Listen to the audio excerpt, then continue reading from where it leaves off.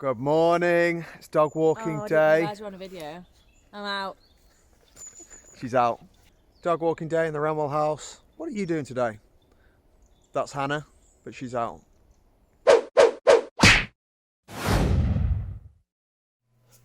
Hey guys, hope you're looking after yourself. If anyone doesn't know me, I'm Josh. I'm a driving instructor at the Toucan Driving School. And I'm here to talk to you about changes to the theory test that are taking place in September 2020. But first, give that like button a toot. Helps YouTube algorithm and it helps me make more videos. It takes you 2 seconds, press it. Again, due to the dreaded corona and lockdown, these changes were put back to the 28th of September to start them.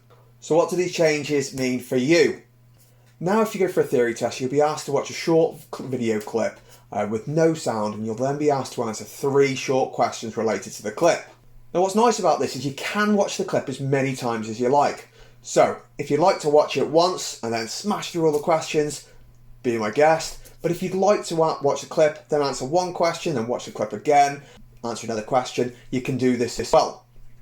So what's the difference? So before, you were supposed to read a case study and then answer 5 questions based on that case study. However, they were finding that this wasn't that friendly to people with dyslexia or learning disabilities or anything really related to that. So the idea of this is to make it far more accessible for everyone.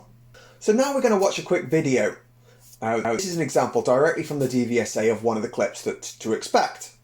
Now as we're watching the clip, I'll display the 3 questions that DVSA have also given to go with this clip.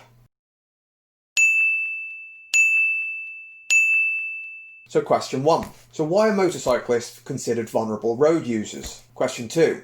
Why should the driver at the side of the road be looking out for motorcyclists? Question 3. In this clip, who can cross chevrons to overtake when it's safe to do so? Now these questions are still multiple choice. You will have a choice of 4 answers for each question.